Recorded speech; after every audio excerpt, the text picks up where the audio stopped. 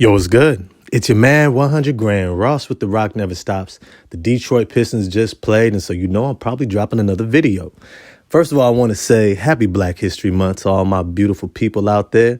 I hope you are enjoying this beautiful day. And even though Detroit lost to the Orlando Magic, I think there's still a lot to take away from this game that you can be happy about. Once again, if you enjoyed the video, smash the like button for me. Hit subscribe and the bell for notifications.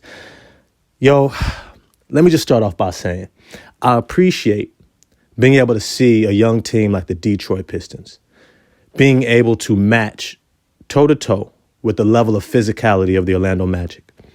The Orlando Magic, when they are at full strength, and they're just missing Markelle Fultz, but they are one of the most physically defensive teams in the NBA, hands down, not even close. Between Jalen Suggs, Gary Harris, Wendell Carter Jr., Franz Wagner, Paolo Banchero. These boys are football players who figured out how to play basketball. These boys bring it every single night. And that physical defense usually allows them to put themselves ahead of most teams, even if other teams have more talent than they do.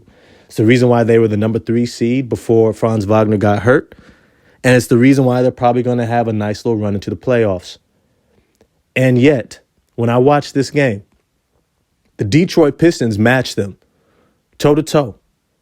Every push, every shove, every bump, every bruise, every grab, every knockdown, every check, every hip check, every shoulder, elbow. They were right there, and it frustrated them. If you saw Franz Wagner, when Asar Thompson was on him, he could do nothing with him. And I mean nothing with him. Yo, when Asar Thompson figures out how to play the game of when to grab, how much he can grab and get away with, how much bumps that he can get away with, how many veteran moves to be able to take advantage of guys, he's going to be a monster. I'm talking about like Shawn Marion level defender, Andre Iguodala level of defender, because he's so athletic, long, physically strong, and quick. I mean, he's got those Ron Artest, low center of gravity, quick lateral movement footwork, along with the quick hands of a Iguodala. I mean, he's just one of those dudes that as he acclimates to the NBA, guys are going to start saying, look, I'm not even going at this guy. If he's on me, either bring me a screen or I'm just going to pass and move off the ball because it's not worth it. And we saw in that first half, his defense on Franz Wagner was really bogging down the Orlando Magic offense. I mean, it was just slow. It was in the dirt. It couldn't get out the mud. And Detroit had a lot of opportunities. Now, this is the second point, is that Detroit, I feel like they're having a bit of a reset. I love, what's his name? Simone Fontecchio. I even like Quentin Grimes. I'm not mad at any of the free agent pickups and the trades that took place. I understand some of those guys just needed to go.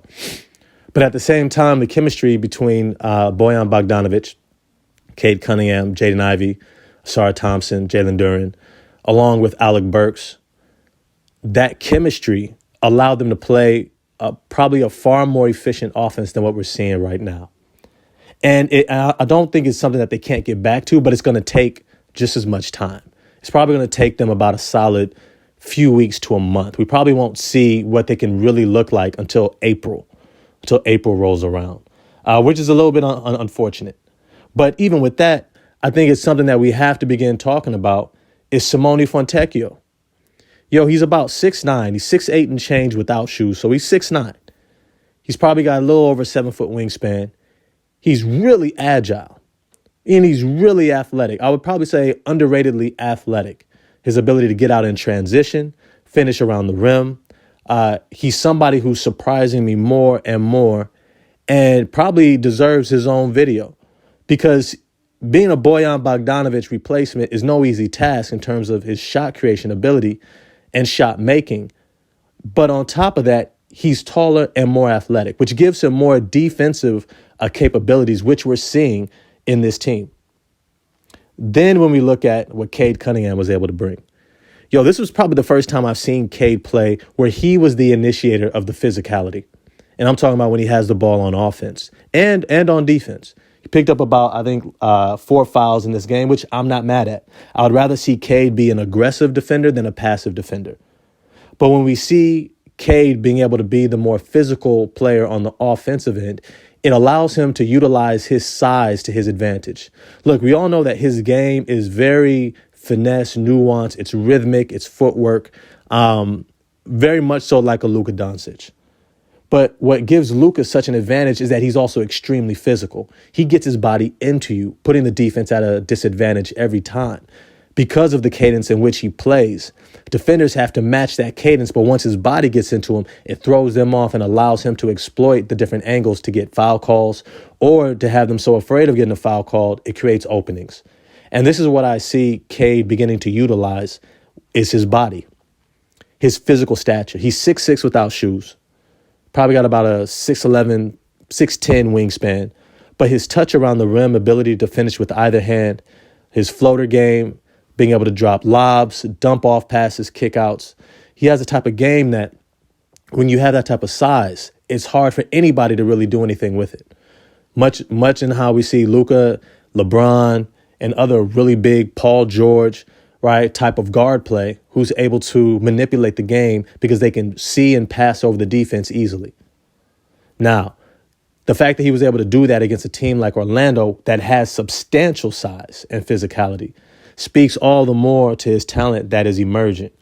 And it's not a moment too soon, because if you was listening to my videos over the last month of January going into February, I mean, it was something that, we was looking out for him. There was an APB on Cade Cunningham, the Cade Cunningham that we've known throughout most of his career up until this point. And the last couple of games, we're finally starting to see it again. Unfortunately, it's coinciding with the kind of drop off of Jaden Ivey. Look, we all know about the sophomore slump, and I think we're seeing it a bit from Jaden Ivey.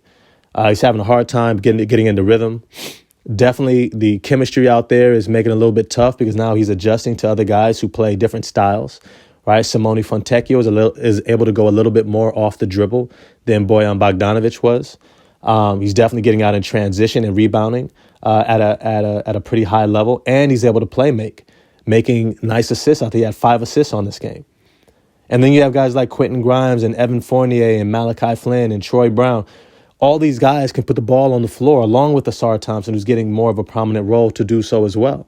And so he's having to find himself, having to figure out where to fit amongst all these different playmakers, which I think will only add to his growth, because it says that, look, we don't need you to be Russell Westbrook of OKC, who just got the ball every single time and had a usage rate of like 30-something%.